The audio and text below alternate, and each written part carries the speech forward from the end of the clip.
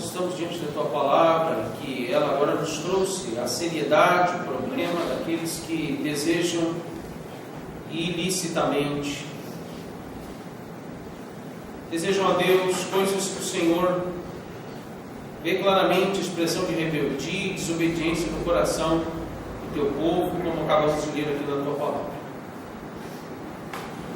Ó Deus, nós suplicamos para que, diante de nós mesmo, quantas vezes nós temos murmurado, reclamado, achando que estamos, ó Deus, reivindicando algo que é de direito nosso, mas quem somos nós? Ó Deus, diante da Tua Palavra, nós sabemos o que o Senhor fez com o Teu povo, o povo de Israel. Muito pior o Senhor tem feito, ó Deus, com aqueles que desejam iguarias do Egito, em vez de desejarem o maná, em vez de desejarem, ó Deus, o leite, mel que mana da Tua terra.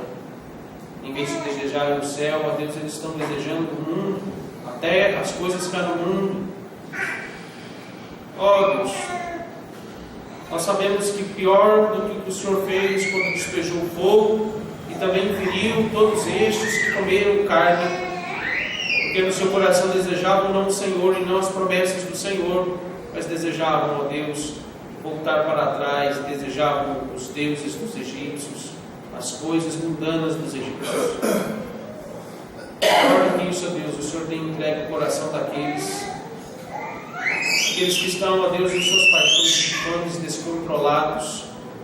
E o Senhor tem os punidos, entregando-os, ó Deus, a toda sorte, ó Deus, de pecados terríveis, e eles estão se autodestruindo. Assim vive o mundo, e assim vive também aqueles que parecem ser crentes, mas o Senhor os entrega a essa apostasia, de maneira que publicamente eles rejeitam, ó Deus, a promessa, rejeitam também a Cristo, e o Senhor os tira do meio do Teu povo, e disciplina também o seu povo. É diante dessa palavra, Deus, que nós acabamos de ver, verificar, de ler, é que nós pedimos misericórdia do Senhor, e suplicamos para que o Senhor, ó Deus, não leve em conta, ó Deus, o nosso coração que por vezes reclama. Não reclama simplesmente daquilo que o Senhor tem nos dado. Não é uma mera e simples ingratidão, mas é, ó Deus, por vezes a tentação de negarmos aquilo que envolve as promessas, a providência, a soberania e até mesmo a graça do Senhor por meio de Cristo. Mas sabemos que estamos guardados, nós que somos do Teu povo, mesmo que sejamos inflamados à murmuração. O Senhor nos disciplina. Por vezes a disciplina é dura, mas pedimos que o Senhor nos livre, não da disciplina, mas nos livre desses pecados. Nos livre, ó Deus, de nos levantarmos contra Ti. Ó Deus, o que será de nós se fizermos isso? Livra-nos, ó Deus, de abrirmos a nossa boca e proferirmos em cochichos e sussurros, ó Deus, contra Ti.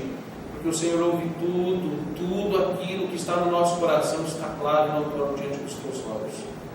Os nossos sussurros, ó Deus, são como os gritos aos Teus ouvidos quando nós murmuramos. E esses gritos, ó Deus, são abomináveis diante do Senhor. Por isso, mais uma vez, suplicamos a misericórdia do Senhor. Pedimos agora que o Senhor nos instrua na exposição desta palavra maravilhosa, preciosa, o tesouro pelo qual o Senhor nos deu, e nos faça ver Cristo aqui. Ver, ó Deus, o que por meio de Cristo é necessário para que sejamos livres, ó Deus, de tamanha ira e juízo. Em nome de Jesus oramos. Amém.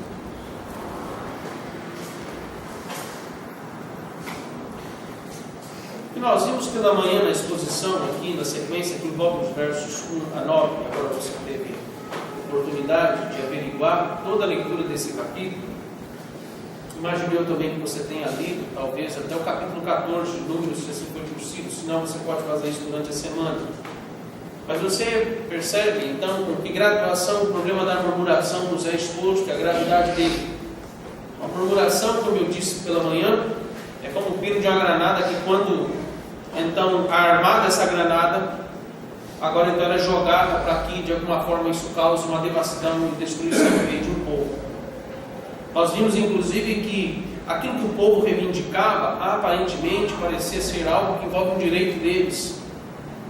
Passando pela cabeça deles, talvez, o fato de que eles, desejando comida, estavam no deserto, primeira aparência que tiveram foram: nós não vamos ter o que comer, estamos no deserto, não há como plantar, porque estamos no deserto, não há animais aqui que possamos criar ou caçar, ou de alguma forma, porque nós estamos no deserto. Em meio ao desespero do povo, nós vimos que há um grupinho entre eles chamado de populacho, que começaram a incitar e sussurrar. E vimos que a expressão murmuração é sussurrar, cochichar. Eles não ficavam gritando no meio de todos para que Moisés ouvisse, mas eles faziam isso, talvez na calada da noite, talvez recolhidos em suas tendas uns com os outros, visitando seus vizinhos. E eles faziam isso sem que Moisés pudesse saber o que estava acontecendo. E eu diria mais ainda, que diante da leitura do texto, um texto até, eu diria que no desenvolvimento daquele capítulo 11, o diálogo entre Deus e Moisés é um diálogo muito pesado, dá canseira de ouvir. A fala de Moisés, como ele estava também contaminado com essa insatisfação, descontente, porque Deus, ele entendeu que o que ele deveria fazer é guiar o povo, ser mediador ali, representante do povo entre Deus e também entre as reivindicações, as necessidades do povo para com Deus. Nós vamos ver isso daqui a pouco. Ele entende que o que ele deveria fazer era um peso para ele, como se Deus estivesse castigando. E nesse sentido vimos que isso é algo terrível. Porque murmuração, no final das contas, ele instiga uma rebeldia e também idolatria, onde Deus então trata isso com a devida severidade, como nós acabamos de ler aqui. As duas perguntas que são necessárias a ser respondidas aqui é como que Deus ele reage diante daqueles que tramam contra ele, ou o que Deus faz com aqueles que murmuram. Se murmurar significa expressar rebeldia e idolatria, o que Deus faz com aqueles que são idólatras e rebeldes? Talvez alguns aqui que são militares sabem muito bem que em circunstâncias de guerra, e talvez esse é o único caso que no Brasil existe a lei que estabelece pena de morte. Alguém que deserta, alguém que não quer ir para a guerra, ele é considerado como um traidor, um rebelde. Ele deve ser fuzilado. Em outras palavras, pena de morte. Olha o que Deus fez. Veja o verso. O verso 9 vai nos dizer que o fogo do Senhor ardeu entre eles e consumiu as extremidades do arraial. Observe que, em primeiro lugar, quando Deus aí é provocado a ira, veja que há um símbolo aqui, literalmente, obviamente, o fogo caiu, o fogo ardeu entre eles, mas o fogo aqui nos aponta exatamente para essa ideia, que é simples e clara a nós, de Deus manifestar a sua ira no intuito de consumir tudo aquilo que está ao seu alcance. Só que o texto nos diz aqui que não foi todo o arraial que foi consumido com fogo. O texto nos diz que foi apenas as extremidades, as quatro extremidades aqui que envolvem todo o arraial. Essas extremidades que foram consumidas aqui pelo fogo. Esse detalhe aqui no verso 1 é importante, irmãos, porque antes mesmo aqui de nos atentarmos à questão do fogo, variadas passagens das Escrituras nos mostram que o fogo é manifestação de duas coisas. Primeiro, o fogo é manifestação da ira de Deus, consumindo, destruindo o que é impuro. Essa é a ideia de fogo. E o cuidado quando alguns falam que desejam ter fogo, desejam buscar fogo, isso é um problema.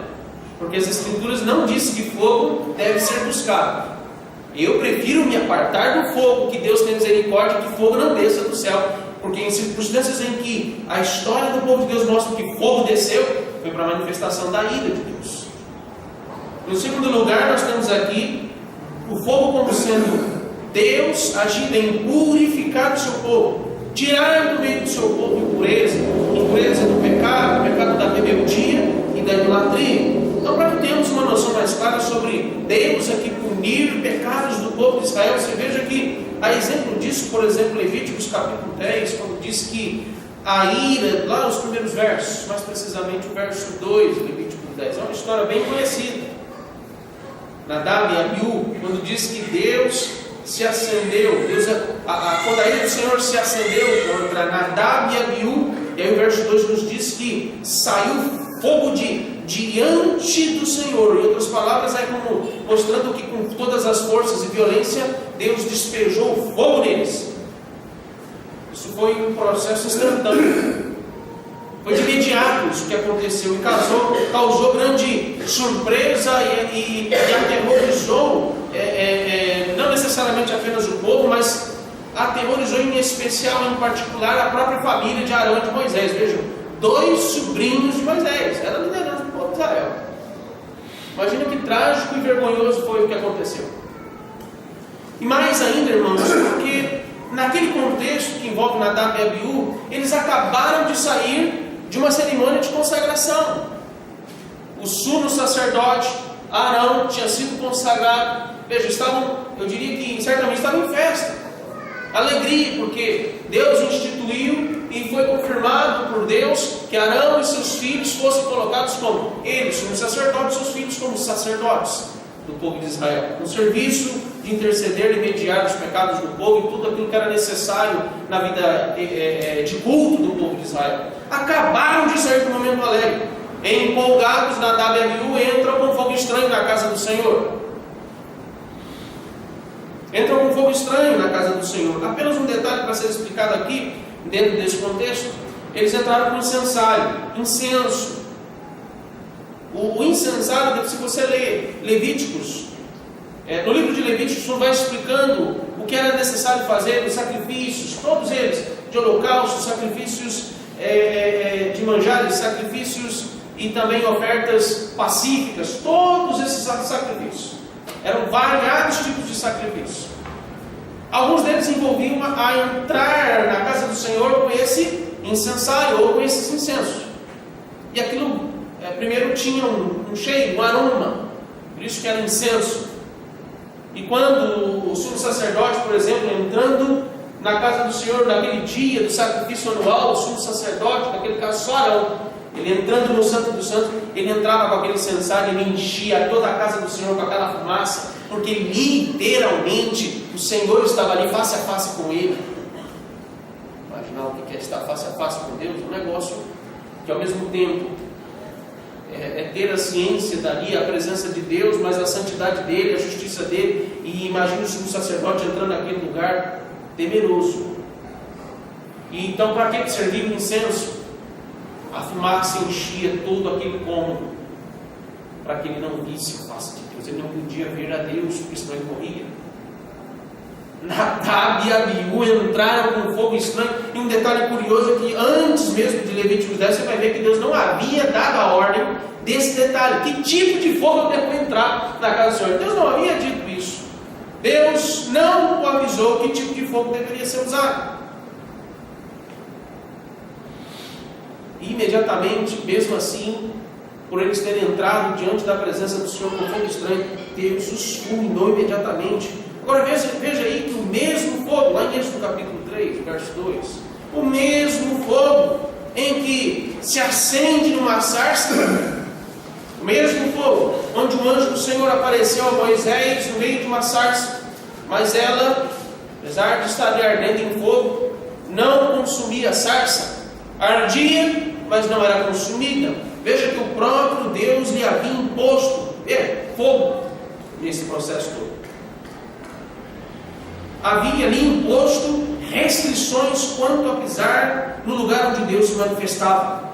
Mais uma vez, estamos aqui, Moisés está diante do Senhor, na presença dele. E um detalhe importante, o anjo do Senhor aqui referindo-se à segunda pessoa da Trindade. Não foi o Pai que estava ali falando diretamente com Moisés, mas era o seu mediador. Isso vai fazer muita diferença na segunda pergunta. Qual é a saída para aqueles que murmuram?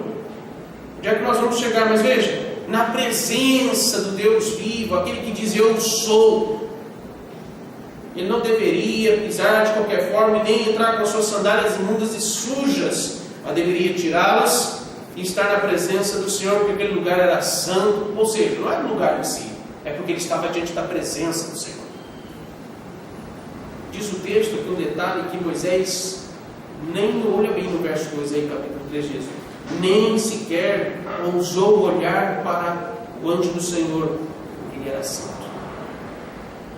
Este mesmo fogo, fogo santo, um fogo vindo do Senhor, onde Deus agora consumiu as extremidades do arraial de tal forma que todo o povo veio se apavorar. Não se tratava aqui de um fenômeno natural, e eles sabiam disso. ou de um acidente manifesto pela natureza, mas eles sabiam que de fato o fogo que estava ali agora consumindo as extremidades do arraial era santo, o fogo santo do Senhor, que estava lhes trazendo juízo e castigo. Aquele fogo, irmãos, provavelmente consumiu e destruiu, porque veja, extremidades do arraial não necessariamente talvez fosse a cerca,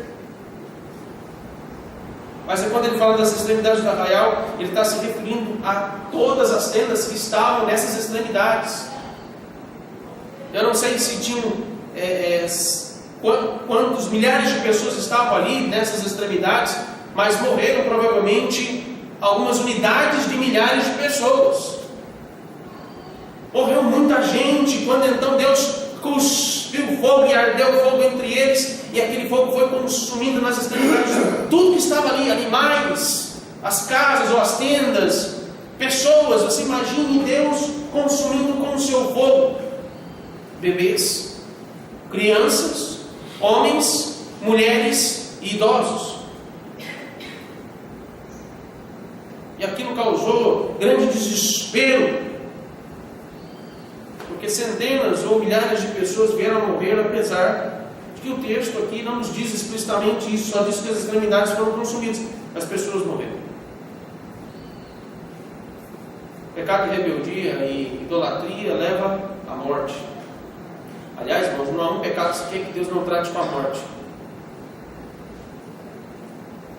Não há um pecado sequer que Deus não trate com a morte. O povo de Israel não sabia muito bem. Esse aqui agora que é o ponto. O povo de Israel sabia muito bem a quem recorrer, eles sabiam muito bem a quem eles deveriam buscar, orar, interceder, para que isso então viesse a ser impedido. Mas antes que entremos aqui no que diz respeito à questão a quem eles deveriam recorrer, então veja, a primeira pergunta está respondida. O que Deus faz com aqueles que murmuram? A ira do Senhor se manifesta contra aqueles que se rebelam contra Ele. A ira do Senhor se revela contra aqueles que se rebelam contra Ele.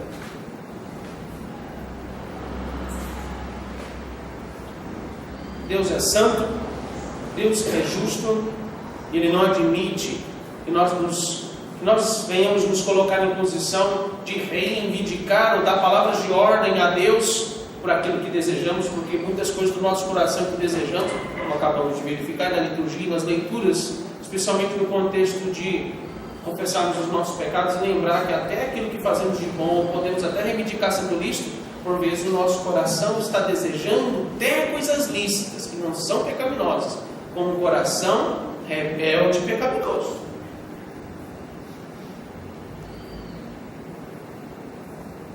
Qual é a saída para aqueles que se rebelam contra Deus? Qual a saída para aqueles que murmuram? Eu tenho duas respostas para você. A primeira resposta: não há saída para aqueles que murmuram. Essa é a primeira resposta. Não há saída para aqueles que murmuram. Eu quero que você se atente a um detalhe extremamente importante aqui, que envolve agora esse detalhe do Deus ter consumido as extremidades do arraial ao fogo. Não sei se você está vendo que esse detalhe faz uma diferença muito grande, porque quando Deus cuspiu fogo e fez arder fogo em todas essas extremidades, o povo, observe isso, o povo não podia fugir nem para a direita e nem para a esquerda. O povo não podia sair nem para o norte e nem para o sul, porque todas as extremidades do arraial estavam sendo consumidas com fogo. E veja, imaginemos que em um contexto de acidente, em algum momento o fogo pode cessar, especialmente em desastre natural, em algum momento o fogo acaba. O texto nos diz que Deus não apagou o seu fogo enquanto algo não viesse a acontecer em que Ele queria que acontecesse. Talvez tudo já estivesse consumido com aquele fogo. O povo desesperado já havia o desespero de ver pessoas sendo queimadas ou consumidas por esse fogo. O texto não nos dá o detalhe se foram queimadas, mas o fato é que eles morreram e eles viram aquilo acontecer. E aquilo causou grande desespero, de maneira também que, além de verem pessoas sendo mortas, ainda o desespero aumenta, porque se eles forem para a esquerda, vão ser também consumidos. Se fossem para a direita, não havia saída para eles. Eles estavam presos, cercados, e o detalhe aqui é que eles não poderiam escapar da ira de Deus. Ninguém pode escapar da ira de Deus. Isso que Deus mostrou e fez aqui com eles. Por isso que eu reafirmo: não há saída para aqueles que se levantam contra Deus. Você pode tentar fugir de todos os meios possíveis, mas não há saída para aqueles que se rebelam contra Deus. Interessante aqui nós verificamos que aqueles que tramam contra Deus em suas lamúrias, murmurações, em geral eles se acham inatingíveis. Eles acham que não vão ser pegos, acham que não serão pegos em suas tramas secretas e que seus pecados não vão ser tratados. Irmãos, o fogo do Senhor aqui no contexto nos mostra que nada ficará impune diante de Deus, especialmente no dia do grande dia do Senhor. Nada ficará impune. Não haverá sequer um pecado que não seja tratado. Não haverá um pecado sequer que não será ali tratado diante de Deus, e ninguém ficará isento de sequer um pecado que tenha cometido diante do Senhor. Mas quando menos esperam, Deus lhes pega de surpresa, porque foi isso que aconteceu, inclusive com Nadab e Abiú, e no mesmo instante eles foram fulminados. Deus não avisou, Deus não ameaçou, Deus não deu alguma advertência, seja verbal ou por escrito, simplesmente os matou. Uma pausa aqui. Você está percebendo a gravidade, o problema da murmuração? E agora você percebe com que tensão maior, perigo aumenta contra aqueles que murmuram. Agora eu quero me voltar aqui nesse ponto. Veja, a primeira resposta eu já dei a vocês. Não há saída para aqueles que murmuram. Agora olha que interessante no contexto, quando no verso 4, aí no verso 4, olha o verso 4, ele diz: e o populacho que estava no meio deles veio a ter grande desejo das comidas dos egípcios. Esse populacho aqui agora faz uma diferença muito grande no contexto quando a gente fala que não há saída para aqueles que murmuram. Esse populacho aqui significa aquele grupo de egípcios. Obviamente populacho significa um povinho pequenininho, um grupinho de egípcios que estavam juntos com aqueles hebreus que saíram. Quando os hebreus saíram, contados ali entre homens, que eram 600 mil homens, mais mulheres e crianças, eu diria que a média de 1,5 milhão de pessoas talvez, no meio dessa gente toda de hebreus, escravos, e agora saindo ali, atravessando o Mar Vermelho, também atravessando o Mar Vermelho com eles, esse populacho eram os egípcios, que saíram junto com o povo de Israel. Toda igreja, no meio ou no rol dos seus membros, existe também um grupinho chamado populacho. Diz aqui que esse populacho teve grande desejo das comidas dos egípcios. Foram eles que começaram a instigar o povo de Israel a de novo, agora a chorar e também agora esbravejar e gritar: quem nos dará carne para que possamos comer? Por isso a primeira resposta, agora voltando aqui no trata aqui do verso 1 e logo depois agora o verso 2, que não há saída para aqueles que murmuram, ou não há saída para aqueles que se rebelam contra Deus. Mais à frente nós vamos ver que esse populacho foi inclusive tragado por Deus, terem sido exterminados mais à frente, porque eles não foram expulsos do meio do arraial e o próprio Deus os tratou e os fulminou. Da mesma forma que em 1 João capítulo 2, dos versos 18 até o verso 20 e 21, quando vai dizer que os que apostatam, que eles parecem ser do nosso meio, mas não são. Eles estão no nosso meio, mas eles não nos pertencem, e Deus os tirará do nosso meio, porque eles não têm a unção que vocês têm. 1 João deixa isso bem claro, a unção lá em Jesus Cristo. Vocês têm a unção, eles não têm. Veja que o mesmo contexto, quando diz que o populacho que estava no meio deles era quem instigava entre eles, porque eles se pareciam, eu diria que são semelhantes a esse popular. Saíram todos do Egito, pensavam da mesma forma. Eles se comportam, esses hebreus dessa primeira geração que atravessaram o Mar Vermelho, eles pensavam como egípcios, se consideravam egípcios, comiam comidas dos egípcios, eles se achavam egípcios. E aqui é interessante percebermos agora como que Deus agiu no meio desse povo para tratar entre eles exatamente todo o processo. Lembra? Fogo é juízo, mas fogo também é purificação. Deus tratar no meio do seu povo a necessidade de que eles viessem abandonar todo aquele estilo de vida pagão, idólatra, que Deus abomina. E Ele, inclusive, por sua soberania e providência, usou esse populacho para isso, como exemplo. Veja, Deus, Ele usa em primeiro lugar como recurso didático entre o seu povo aqui, Ele usa os milagres, Ele usa circunstâncias extraordinárias. A começar, irmãos, vamos lembrar aqui o ponto, lá em Êxodo 3, quando Ele chama Moisés. Há uma manifestação de Deus ali, uma teofania ou uma cristofania. Moisés, ele se achega à presença de Deus porque ele fica surpreendido, maravilhado com o fato de uma sarça não está sendo consumida com fogo. E Deus vai lá e chama. Qual é a razão de Deus ter salvo esse povo? Não foi por causa desse povo.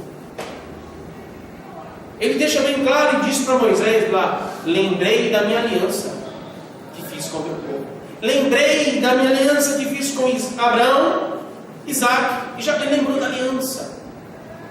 Mais à frente, veja, esse mesmo povo viu a manifestação miraculosa, eles viram o poder de Deus se manifestando quando as 10 pragas atingiram os egípcios. Eles viram o poder de Deus. Quando eles atravessam o mar, a seca, e vem também o mar engolindo todo o exército de Faraó, eles sabiam, e ali Deus age dessa forma para que eles lembrassem quem era o seu Deus. Quem era o seu Deus? Deus os leva até o deserto, e mesmo que eles murmurem, ainda assim Deus deu a eles o maná. Então vamos chegar no maná. Deus deu a eles cordonizes. Deus, mesmo que eles chorassem, lamentassem, ou gritassem, esbravejassem, e até mesmo Moisés tem agido com tanta severidade, pecou contra Deus, porque Deus havia dito: fale com a rocha. Ele foi lá e pegou, descontrolado, irado, e enfiou a rocha, bateu na rocha, e saiu água da rocha, mas mesmo assim Deus deu água para eles. Você percebe nisso tudo? É que Deus está lembrando o seu povo de quem é o seu único e verdadeiro Deus. Em todo este processo, por que Deus agiu dessa forma? Para que eles lembrassem quem era o seu único e verdadeiro. 430 anos. 430 anos, sem sequer lembrar, sem sequer ter um resquício, e vier à mente deles, talvez houvesse pouquíssimas coisas sobre quem era esse Deus.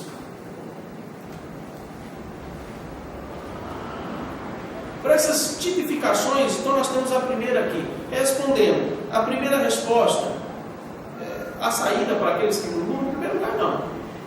Quando eu quero dizer que não há saída, eu não estou dizendo que absolutamente não haverá saída. Eu estou dizendo que você não é a saída. Porque você não tem para onde correr. Não é você que encontra o meio, o modo como você deve se redimir diante de Deus para que você seja salvo da ira dele. Mas aqui nós temos agora uma segunda resposta. Há uma saída, se essa saída não é você, mas há uma saída. Duas tipificações simples aqui. A primeira é no verso 2. Olha aqui o verso 2 do Juízo. Não havia saída. As extremidades do arraial foram consumidas pelo fogo do Senhor. Para onde eles correram? Eles sabiam a que eles deveriam recorrer. Porque eles viram Moisés desde o seu chamado, as 10 pragas do Egito, atravessar o Mar Vermelho. Eles sabiam quem era. Eles lembraram. Vamos correr para Moisés. É Moisés. Vamos clamar a Moisés. Eles correm imediatamente a Moisés. Olha o que diz o verso 2. Então o povo clamou a Moisés. E orando este ao Senhor, o fogo se apagou. Quando eles clamaram a Moisés, e agora Moisés age como um intercessor aqui, e ele ora. A palavra orar aqui, na sua essência, significa mediar, interceder. Moisés intercedeu pelo povo, e a ira do Senhor se aplacou, e o fogo se apagou. Essa é a primeira tipificação aqui. É Moisés, a saída para aqueles que se rebelam contra Deus. Olha o que diz o Salmo 2. Vá para o Salmo 2.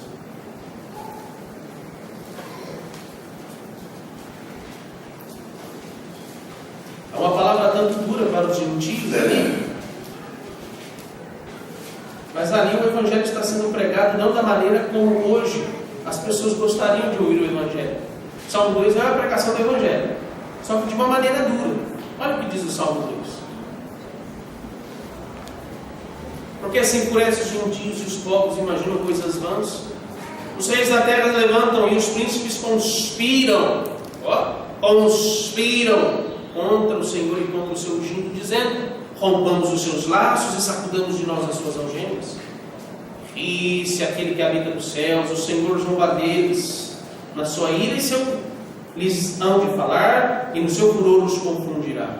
E eu, porém, constituí o meu rei. Onde está a saída? Eu constituí o meu rei sobre o meu santo monte Sião. Proclamarei o decreto do Senhor. Ele me disse: tu és meu filho, eu hoje te gerei. Pede-me e te darei as nações por herança e as extremidades da terra por sua possessão. Está pesado agora que vem. Com vara de ferro as regerás e as despedaçarás como um vaso de oleiro. Agora, pois, ó reis, sede prudentes. Ele está dizendo: há uma saída. Ó reis, sede prudentes, deixai-nos advertir, juízes da terra. Servir ao Senhor com temor e alegrai-vos nele com tremor. É interessante o paradoxo aqui que está estabelecido.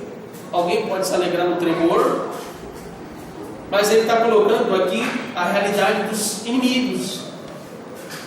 Ele está dizendo: aqueles, olha, vamos chegar no último verso, o verso 12, quando ele vai dizer: bem-aventurados os que nele se refugiam. Mas ele usa esse aparente paradoxo para dizer: baixem as armas, vocês se rendam e se prostrem, e alegrem-se, porque Ele é o vosso rei, seja para o bem ou para o mal. Ele continua dizendo: beijai o filho para que se não irrite. É a mesma expressão quando, em geral, os reis deveriam, quando eles estavam em audiência com pessoas que necessitavam de remissão de suas penas ou de situações de crimes ou qualquer delito que possa ter cometido, o rei acendia sua ira. Como sinal de remissão, eles deveriam prostrar-se diante do rei, o rei estendia a mão e ele deveria beijar a mão que tinha um anel. E ao beijar a mão do rei, ele dizia: eu te perdoo. Ele está dizendo: beijai a mão do filho, ele é rei, para que não se irrite, e não pereçais no caminho, porque dentro em pouco se lhe inflamará a ira. Bem-aventurados todos os que nele se refugiam. Há uma saída. A primeira tipificação que nós temos aqui é Moisés, e a resposta está-nos aqui ainda parcialmente dada. Há uma saída. Há alguém com quem nós devemos correr, recorrer e clamar, esvaziarmos de toda a nossa arrogância soberba e rebeldia, e tremermos diante do Senhor e dizer: nós precisamos de uma saída. E olhe, porque há uma saída. Há alguém que está no arraial, no meio desse fogo todo, e que foi experimentado por esse fogo. Moisés não passou no teste, porque até ele murmurou. Mas há alguém que está entre nós e que no meio desse fogo ardendo e desespero, no meio de todos, há alguém que está entre nós que foi experimentado por esse fogo. e que estando entre nós, ele provado por esse fogo, porque caiu a ira de Deus sobre ele, e ele está apto, habilitado a mediar e interceder por nós. Corram para ele.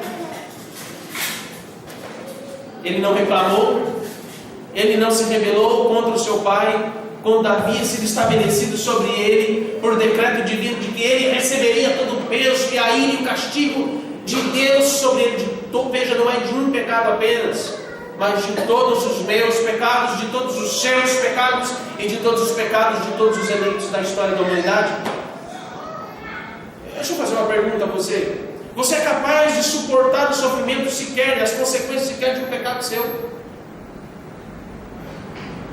Pensemos em algo que tenhamos cometido ou que correríamos o risco de cometer, um pecado sequer que seja, que pode afetar a nossa vida, talvez um pecado que dure 2, 3 minutos.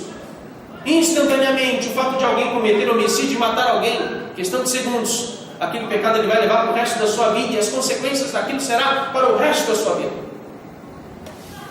Há alguém que possa suportar sequer o peso de um pecado? Veja o que foi que aconteceu com Cristo. Todos os nossos pecados vieram sobre ele de tal maneira que, quando ele estava ali na cruz, todos os nossos pecados estavam sobre ele. E ele suportou. Ele passou pela prova do fogo. Ele suportou todos os nossos pecados. Há uma saída. Eu quero ir para a segunda tipologia e nós vamos encerrar aqui então a exposição. Pergunta que nós estamos respondendo aqui. A saída? Há uma saída, não somos nós. Há uma saída. Veja agora e vá para o verso 7 a 8. Primeiros versos 7 e 8. O populacho provocou o povo a de novo chorar e reclamar. Atente-se a esse detalhe. Agora veja que o texto nos dá um detalhe específico. O povo voltou a chorar e reclamar. Eles queriam carne do Egito. E o que eles estavam desprezando? A primeira tipologia é Moisés, mas aqui é uma segunda. O verso 7 a 8 nos fala de algo ou um alimento que Deus dava graciosamente, providencialmente a eles. Era o maná. Os versos 7 a 8. Quando ele vai dizer que era o maná como semente de coentro e a sua aparência semelhante a de vitela. Espalhava-se o povo e colhia, e em moinhos o moía, ou no grau pisava, e em panelas o cozia, e dele fazia bolos. O seu sabor era como de bolos amassados com azeite. Quando de noite descia o orvalho, entra no verso 9, descia o orvalho sobre o arraial, sobre este também caía o maná. Primeiro, por que é necessário aqui a descrição do maná? Veja lá, diz que o povo começou a chorar desejando carne do Egito e desprezando o maná. É que ele dá a descrição, ele chama a atenção aqui em descrever o que era o maná, como era preparado esse maná, para que servia o maná, a variedade de alimentos que eram usados para o maná. Mas um detalhe interessante que eu quero te chamar a atenção é para o significado da palavra maná. O significado da palavra maná é uma pergunta. O que é isto? O que é isto? Essa pergunta, na verdade, ela define inclusive a própria palavra milagre. A ideia de milagre é: o que é isto? Mas não é uma pergunta qualquer.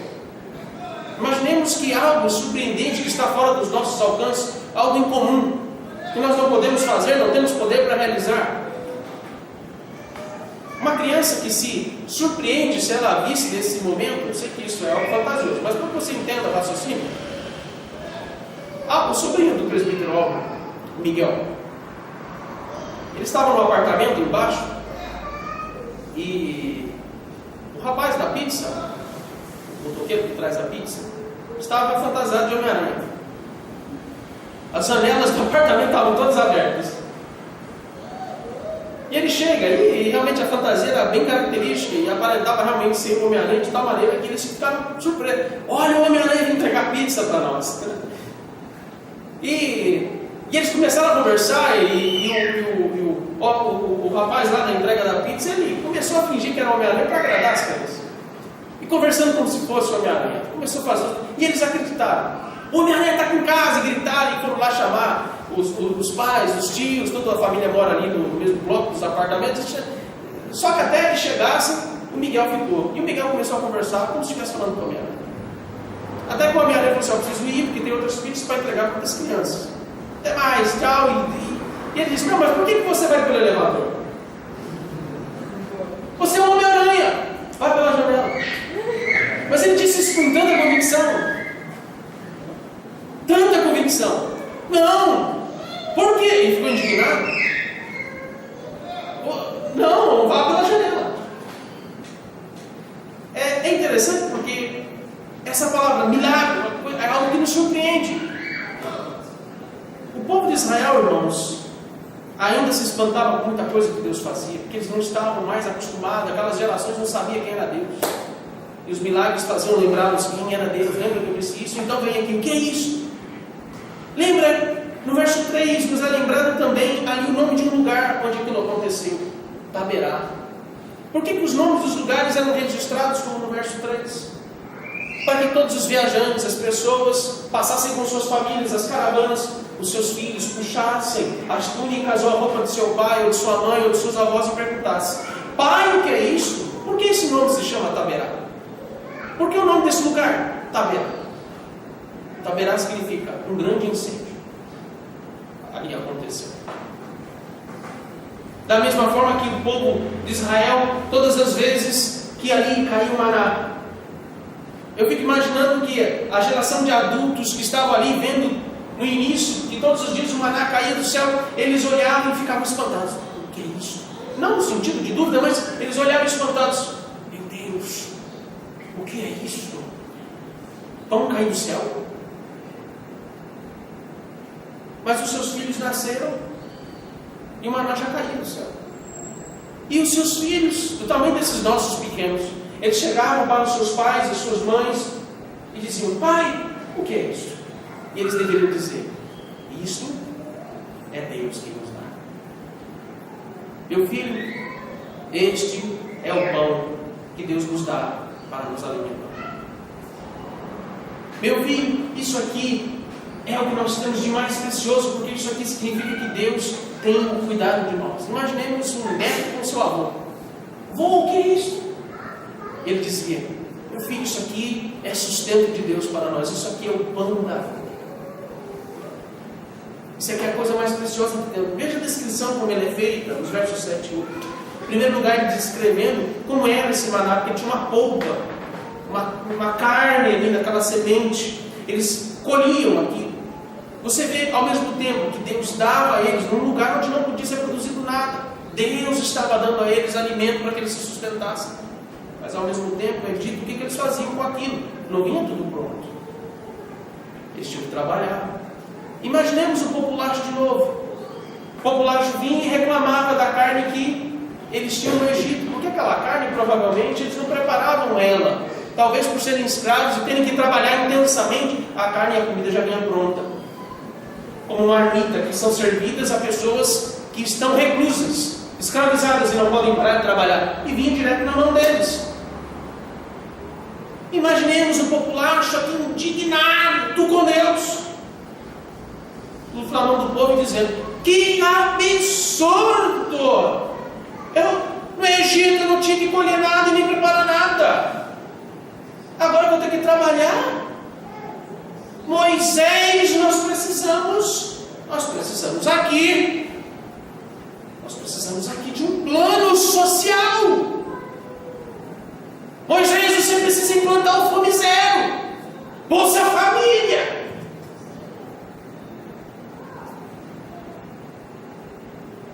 É um absurdo todo o povo ter que colher isso aqui e ter que preparar. Moisés, que é isso?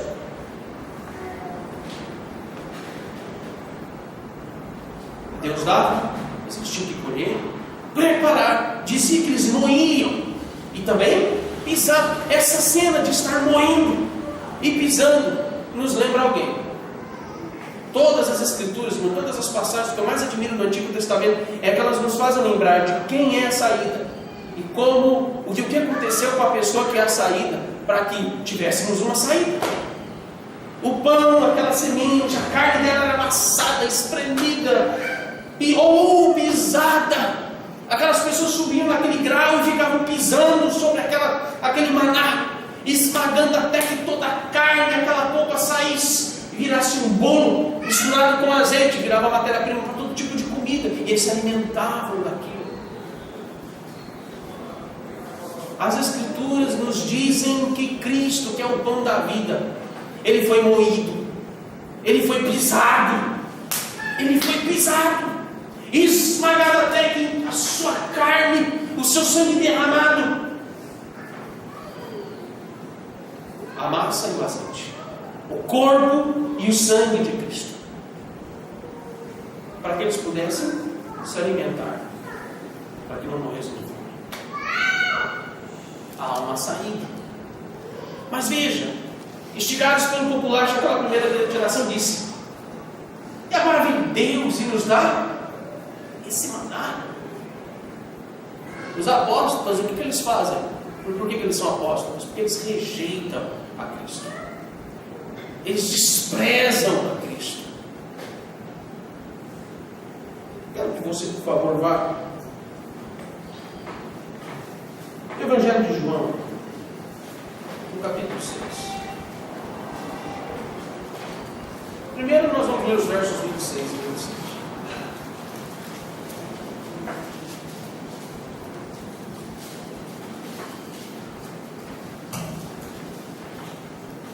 Nos diz assim: em verdade vos digo, vós me procurais.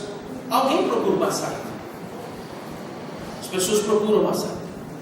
Vós me procurais, não porque viste sinais, mas porque comeste dos pães e dos fartastes. Trabalhai, não pela comida que perece, mas pela que subsiste para a vida eterna, a qual o Filho de Deus, o Filho do Homem, vos dará, porque Deus, o Pai, o confirmou como seu selo. Agora vá para o verso 29. E Jesus diz de novo: a obra de Deus é esta, que creiais naquele que por ele foi enviado. Isso faz uma diferença muito grande. Porque o que o povo de Israel deveria crer? Na promessa. Por que eles deveriam colher aquele maná e comer aquele maná e não desprezar aquele maná? Aquele maná é uma tipificação clara de que eles deveriam crer na promessa de um descendente, de um Messias e de uma terra prometida, que manda leite e mel. Eles não podiam desprezar. Da mesma forma, veja, o batismo da ceia do Senhor são sacramentos, e eles em si mesmos não salvam ninguém, mas eles nos indicam e nos apontam, estão nos direcionando e nos confirmando para aquele que é a nossa saída. Comer do pão e beber do cálice é simplesmente lembrarmos de quem nos alimenta e fortificarmos a nossa fé, porque isso é muito sério. Fazemos isso com alegria, mas ao mesmo tempo com temor. Alegrar-nos nele com tremor. Olha o paradoxo estabelecido, mas nos lembrando que não façamos isso de qualquer jeito, desordenadamente, mas devemos fazer concentrados, atentos a que isso simboliza. Todo símbolo, ele exerce autoridade sobre nós, não salva, mas exerce autoridade sobre nós. O povo de Israel deveria pegar aquele maná e sempre lembrar: o que é isso? A pergunta: o que é isso?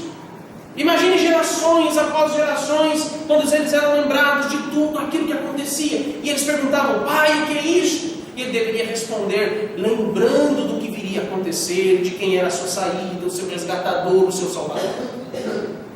E agora nos vem a resposta: o que é isso? Olha o que ele nos diz, uma sequência aí de João capítulo 6, e o que o Senhor Jesus vai dizer: em verdade vos digo, o que é isso? Pense nessa pergunta. Agora ela é respondida de forma completa pelo próprio Senhor Jesus. Não foi Moisés que vos deu o pão do céu. Olha isso. Lembra da pergunta? O que é isto? Não é aquele pão que desceu do céu, não foi dado por Moisés. O verdadeiro pão do céu é meu Pai quem vos dá. Porque o pão de Deus é o que desce do céu e dá vida ao mundo. Ele disse: Senhor, dá-nos sempre desse pão. Declarou depois Jesus. Olha aqui. O que é isto? O Senhor Jesus agora vai responder: Eu sou o pão da vida. O que vem a mim jamais terá fome, e o que crê em mim jamais terá sede. Porém, eu já vos disse que, embora me tenhais visto, não creis. Todo aquele que o Pai me dá. Você percebe nas palavras do Senhor Jesus qual é a saída? Ao mesmo tempo ele diz: há uma saída, mas você não quer essa saída. Há uma saída. Lembra que a resposta? Há saída? Não, não há. Mas ao mesmo tempo há. E o Senhor Jesus está dizendo: eu sou o pão da vida. Se vocês comerem esse pão, jamais vocês terão fome. Mas vocês não creem em mim. O Evangelho ele é completo, porque ele diz tudo o que é necessário. Todo aquele que o Pai me dá, esse virá a mim. E quem vem a mim, de modo nenhum lançarei fora. Você lembra de manhã que eu disse que a perseverança dos santos e a certeza da salvação sempre nos é, no final das contas, aplicado seja em qualquer assunto que preguemos. O que vem a mim, aquele que o Pai me dá, esse virá a mim. O que vem a mim, de modo nenhum lançarei fora, porque eu desci do céu, não para fazer a minha própria vontade, sim a vontade daquele que me enviou. E a vontade daquele que me enviou é esta: que nenhum eu perca de todos os que me deu. Pelo contrário, eu ressuscitarei no último dia. De fato, a vontade do meu Pai é que todo homem que vir ao Filho e nele crer tenha a vida eterna. E eu ressuscitarei no último dia. A saída para a sua situação de rebeldia e idolatria contra Deus não está em você ou em outros pseudos refúgios que você possa achar que tem. Sua rebeldia só será curada se você correr para Cristo.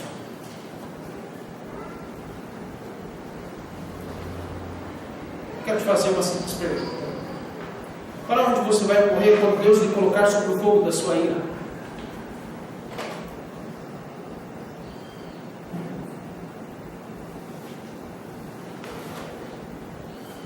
Para onde você vai correr quando Deus lhe levar para as extremidades do arraial e despejar fogo?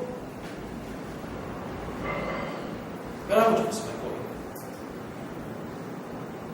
Você não pode conter o fogo santo do Senhor, porque este fogo será despejado sobre estes rebeldes. O quanto menos eles esperam, eles serão pegos de surpresa e ninguém poderá escapar desse fogo consumidor. Você não terá para onde correr, porque as extremidades de todo o arraial estarão com suas fronteiras fechadas, cercadas com o fogo santo do Senhor. E eu lhe pergunto: para onde você vai correr?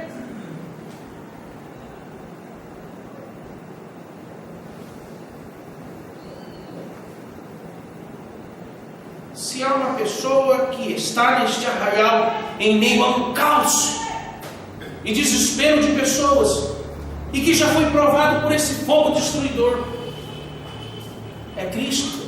Corre para Ele. Corre para Ele. Arrependa-se dos seus pecados e clame ao Filho de Deus para que Ele interceda por você, porque somente Cristo pode aplacar a ira do seu Pai contra você. Corra para Ele, porque se você está com fome, Ele é o único que pode te alimentar, te sustentar e te dar. Aqui eu fico pensando no pão como sendo aquilo que nos é necessário, o suficiente, que nos dá contentamento e não há necessidade de desejarmos mais a carne do Egito. Se você está desejando voltar a nado para o Egito, você deve clamar ao Filho e peça para que Ele clame a Ele, para que Ele tire do seu coração essa rebeldia, idolatria. Arrependa-se desse pecado, corra para Ele e diga: me dê o teu pão que satisfaz e me farta. A vida cristã nos é lembrada que em sua essência significa contentamento. Contentamento. O que nós temos já nos é suficiente, como diz o Salmo 23, o Senhor é meu pastor e nada me faltará, significa, não está faltando inclusive nada, nem de ruim nem de bom, até o que é de ruim nos é bom.